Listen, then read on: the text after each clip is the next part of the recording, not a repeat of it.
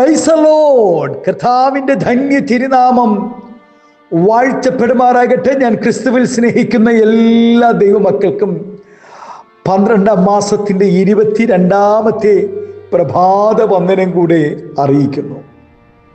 ലോകമെമ്പാടുമായിരുന്നു കൊണ്ട് ഈ പ്രഭാതവും ഈ വചന സന്ദേശം ശ്രവിക്കുന്ന എല്ലാ ദൈവകുഞ്ഞുങ്ങൾക്കും എൻ്റെ ഹൃദയത്തിൻ്റെ ആഴമേറിയ സ്നേഹത്തെയും വന്ദനത്തെയും നന്ദിയും ഒപ്പം പ്രാർത്ഥനയും അറിയിക്കുന്നു. പ്രാർത്ഥനയോടുകൂടെ ഈ പ്രഭാതവും വചന സന്ദേശത്തിലേക്ക് നമുക്ക് പ്രവേശിക്കാം. കർത്താവിൻ്റെ ദാസിദാസന്മാരെ, 8 ദിനം കൂടെ കഴിഞ്ഞാൽ 2025 നമ്മെ വിട്ട് കടന്നു പോകും.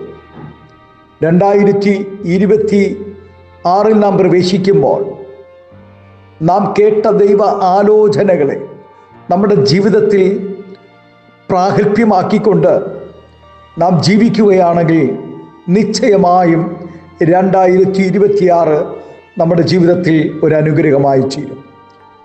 1-ാം സങ്കീർത്തനത്തിൽ സങ്കീർത്തനക്കാരൻ പാടുന്നു, ദുഷ്ടന്മാരുടെ ആലോചന പ്രകാരം നടക്കാതെയും പാപികളുടെ വഴിയിൽ നിൽക്കാതെയും പരിഹാസികളുടെ ഇരിപ്പിടത്തിൽ ഇരിക്കാതെയും യഹോവയുടെ ന്യായപ്രമാണത്തെ രാപ്പകൽ ധ്യാനിക്കുവാൻ അവൻ ഭാഗ്യവാനാണെന്ന് തിരുവചനം നമ്മെ പഠിപ്പിക്കുന്നു. ഏതൊരു വ്യക്തിയുടെയും ഉയർച്ചയ്ക്കും താഴ്ചയ്ക്കും പിന്നിൽ ആരുടെയെങ്കിലും ആലോചനയുടെ സ്വാധീനതയുണ്ടായിരിക്കും. എല്ലാ മനുഷ്യരുടെയും സ്വഭാവങ്ങൾ ഒരുപോലെ അല്ലല്ലോ. ചിലർ ആരോടും അഭിപ്രായം തേടാതെ സ്വയം ചില തീരുമാനങ്ങളിൽ എത്തുന്നവരായിരിക്കും. മറ്റു ചിലർ സ്വയമായി ഒരു തീരുമാനവും എടുക്കുവാൻ ശേഷിയില്ലാതെ മറ്റുള്ളവരുടെ ആലോചനയ്ക്ക് അനുസരിച്ച് മാത്രം പ്രവർത്തിക്കുന്നവരുമായിരിക്കും. വേറെ ചിലർ ദൈവാലോചനയ്ക്ക് അനുസരിച്ച് മാത്രം എല്ലാ കാര്യങ്ങളും ചെയ്യണമെന്ന് താല്പര്യപ്പെടുന്നവരും അതിനായി ആലോചന അറിയിക്കുന്നവരുടെ അടുക്കൽ പോകുകയോ അല്ലെങ്കിൽ അവരെ വരുത്തി ദൂത് കേൾക്കുകയോ ചെയ്യുന്നവരായിരിക്കും. ഈ പറഞ്ഞതെല്ലാ കാര്യങ്ങൾക്കും ചില നല്ല ഗുണവും ദോഷവും ഉണ്ടാകും. എന്നാൽ ഒരു ദൈവവൈതൽ ഒരിക്കലും ദുഷ്ടന്മാരുടെ ആലോചന അനുസരിച്ച് നടക്കരുത് എന്നാണ് സങ്കീർത്തനക്കാരൻ അമർച്ചയായി കൽപ്പിക്കുന്നത്. അന്തർമൂഹികളായ മനുഷ്യർ പൊതുവെ ആരോടും അധികം സംസാരിക്കുവാൻ ഇഷ്ടപ്പെടാത്തവരാണ്. അവർ ചെയ്യുവാൻ ഉദ്ദേശിക്കുന്ന കാര്യങ്ങൾ ആരോടും പറയുകയോ ആരുടെയെങ്കിലും അഭിപ്രായം തേടുകയോ ചെയ്യുവാൻ അവർ ഇഷ്ടപ്പെടുകയില്ല. അതുപോലെ തന്നിഷ്ടക്കാരായ മനുഷ്യരും മറ്റുള്ളവരുടെ ആലോചന സ്വീകരിക്കാതെ പല കാര്യങ്ങളും ചെയ്യുന്നവരും ആണ്. എന്നാൽ ഇങ്ങനെയുള്ളവരുടെ പല തീരുമാനങ്ങളും പ്രവൃത്തികളും മിക്കപ്പോഴും പരാജയത്തിലാണ് ചെന്ന് അവസാനിക്കുന്നത്.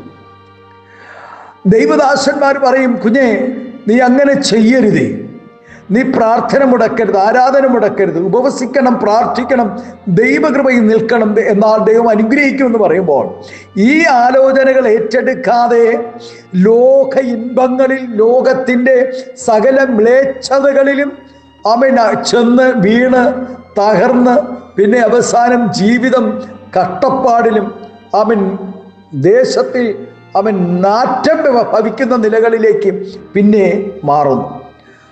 മറ്റാരുടെയും ആലോചന സ്വീകരിക്കാതെ അതിന് കാത്തു നിൽക്കാതെ പ്രവർത്തിക്കുന്നവരെ കുറിച്ച് ദൈവവചനം പറയുന്നത് അവർ ഭോഷന്മാരാകുന്നു എന്നാണ്. അവൻ്റെ സ്വന്തം ആലോചന അവനെ അപകടത്തിൽ കൊണ്ടെത്തിക്കുകയുള്ളൂ. അങ്ങനെ ഉള്ളവരെയാണ് ഞാൻ പറഞ്ഞത്. അവരുടെ ആലോചനകളെല്ലാം അപകടത്തിൽ, വലിയ അനർത്ഥങ്ങളിൽ, കുടുംബങ്ങൾ ചിതറിച്ചു പോകുന്ന, ജീവിതങ്ങൾ തകർന്നു പോകുന്ന, ആത്മഹത്യയുടെ വക്കിലേക്ക് കൊണ്ടെത്തിക്കുന്ന നിലകളിലേക്ക് ജീവിതത്തെ മാറ്റിക്കളയും. അവൻ ചുരുക്കോടെ കാലടി വയ്ക്കുന്നു, സ്ഥലം ഇടുങ്ങിപ്പോകും. അവൻ്റെ സ്വന്തം ആലോചന അവനെ തള്ളിയിടുമെന്ന് അവൻ തിരുവചനം പറയും. ദൈവത്തിൻ്റെ ആലോചന അനുസരിക്കാതെ സ്വന്തം ആലോചനയ്ക്ക് അനുസരിച്ച് പ്രവർത്തിക്കുന്നവർ അതിൻ്റെ ഫലം അനുഭവിക്കുക തന്നെ ചെയ്യും. വചനം ഇപ്രകാരം പറയുന്നു, അവർ എൻ്റെ ആലോചന അനുസരിക്കാതെ എൻ്റെ സമാധാനമൊക്കെയും എൻ്റെ ആലോചനകളൊക്കെ നിരസിച്ചെന്നാണ് പറയുന്നത്. നിരസിച്ചു കളഞ്ഞതുകൊണ്ട് അവർ സ്വന്തം വഴിയുടെ ഫലം അനുഭവിക്കും, തങ്ങളുടെ ആലോചനകളാൽ തൃപ്തി പ്രാപിക്കുകയും ചെയ്യും. ദൈവത്തിന്റെ ആലോചനകൾക്കനുസരിച്ച് നടന്നില്ലെങ്കിൽ സ്വന്തം ആലോചന തൃപ്തിപ്പെടേണ്ടി വരും. തൃപ്തി മാത്രമല്ല കുഞ്ഞെ, നീ വേദനിക്കേണ്ടി വരും. ഹല്ലേലൂയ. എപ്പോഴും എല്ലാ കാര്യങ്ങൾക്കും ദൈവം നേരിട്ട് നമ്മോട് സംസാരിക്കണമെന്നില്ല, അത് നിർബന്ധം പാടില്ല. വെളിപ്പെടുത്തിയിരിക്കുന്ന ദൈവവചനത്തിൽ കൂടെ ദൈവത്തിന് നമ്മോട് സംസാരിക്കുവാൻ കഴിയും, വിശുദ്ധ വേദപുസ്തകത്തിൽ. അതുപോലെ ദൈവമാക്കി വെച്ചിരിക്കുന്ന തൻ്റെ ഭക്തന്മാരിൽ കൂടെയും ദൈവം നമ്മോട് സംസാരിക്കും. നാം അവരോട് ആലോചന ചോദിക്കുന്നത് തെറ്റല്ല. മലാക്കി പറയുന്നത്, പുരോഹിതൻ സൈന്യങ്ങളുടെ യഹോവയുടെ ദൂതനാകയാൽ അവന്റെ അധരങ്ങൾ പരിജ്ഞാനം സൂക്ഷിച്ചു വെക്കേണ്ടതും ഉപദേശം അവനോട് ചോദിച്ചു പഠിക്കേണ്ടതുമല്ലോ.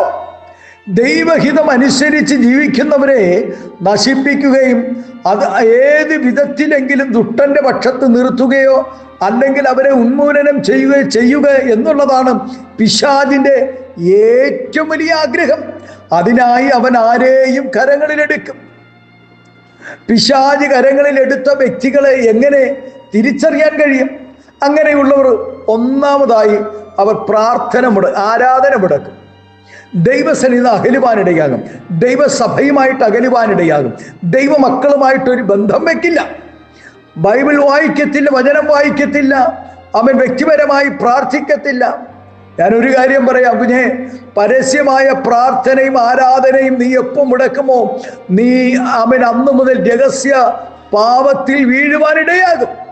പിന്നെ വചനമോ ദൈവദാസന്മാരിൽ കൂടെ കേൾക്കുന്ന ദൂതുകളോ ഇവർ അനുസരിക്കാതെ സ്വയം നാശത്തിലേക്ക് വഴുതി വീഴുവാനിടയാകും.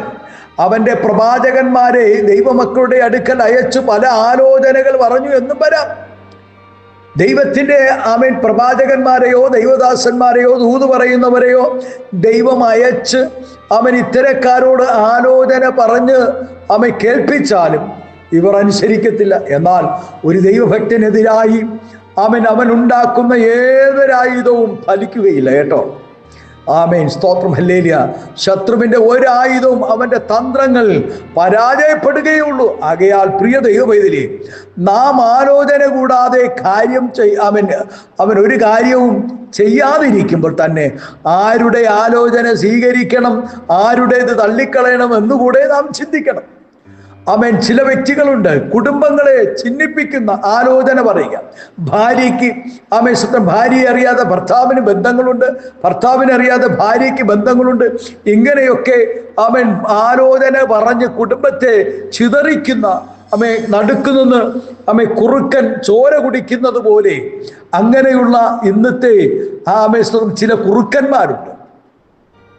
പ്രിയമുള്ളവരെ, കള്ളപ്രവാചകന്മാർ പലരും ലോകത്തിൽ ഇറങ്ങിയിട്ടുണ്ട്, പുറപ്പെട്ടിരിക്കുകയാണ്. ഏത് ആത്മാവിനെയും വിശ്വസിക്കാതെ ആത്മാക്കൾ ദൈവത്തിൽ നിന്നും ഉള്ളവയാ എന്ന് ശോധന ചെയ്യുവീൻ. ആകയാൽ ദുഷ്ടന്മാരുടെ ആലോചന പ്രകാരം നടക്കാതെ ദൈവാലോചനയ്ക്ക് കീഴ്പ്പെട്ട് നല്ല ക്രിസ്തീയ ജീവിതം നയിപ്പാൻ സർവശക്തനായ ദൈവം ഈ പ്രഭാതം നിങ്ങളെ എല്ലാവരെയും അനുഗ്രഹിക്കട്ടെ എന്ന് ആത്മാർത്ഥമായി പ്രാർത്ഥിക്കുന്നു. നമ്മുടെ കണ്ണുകളെ ദൈവസന്നിധിയിലേക്കാം, നമുക്ക് പ്രാർത്ഥിക്കാം. ഇന്ന് പ്രഭാതത്തിൽ സ്തോത്രം നാം കേട്ടതുപോലെ 1-ാം സങ്കീർത്തനം വായിക്കുന്നത് പോലെ ദുഷ്ടന്മാരുടെ ആലോചന പ്രകാരം നടക്കാതെയും പാപികളുടെ വഴിയിൽ നിൽക്കാതെയും പരിഹാസികളുടെ ഇരിപ്പിടത്തിൽ ഇരിക്കാതെയും യഹോവയുടെ ന്യായപ്രമാണത്തെ രാപ്പകൽ ധ്യാനിക്കുവാൻ നീ തയ്യാറാണെങ്കിൽ 2026 നീ ഭാഗ്യമുള്ളവളായി മാറും. അതല്ല എങ്കിൽ നീ പിന്നെയും ദൈവവചനത്തെ നിരസിച്ചുകൊണ്ട് ആരാധനയും പ്രാർത്ഥനയും തള്ളിക്കളഞ്ഞുകൊണ്ട് നീ നിൽക്കുകയാണെങ്കിൽ 2026 നിന്റെ പരാജയമായിരിക്കും കുഞ്ഞെ, നിന്റെ പരാജയമായിരിക്കും. നിന്റെ സ്തോത്രം വലിയ വീഴ്ചയുടെയും താഴ്ചയുടെയും പരാജയത്തിൻ്റെയും ആണ്ട് നീ കാണേണ്ടി വരും.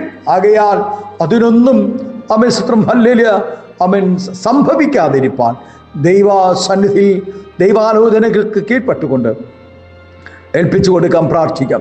പരിശുദ്ധ പിതാവേ, നല്ല ദൈവമേ, സ്നേഹവാനായ ഞങ്ങളുടെ നല്ല കർത്താവേ, അനുഗ്രഹം പ്രശാന്തമായ നല്ല പ്രഭാതത്തിനായി നന്ദിയോടെ സ്തോത്രം ചെയ്ത് ഈ പ്രഭാതം എല്ലാവരെയും നിറഞ്ഞ ഹൃദയത്തോടെ അനുഗ്രഹിച്ച് പ്രാർത്ഥിക്കുന്നു.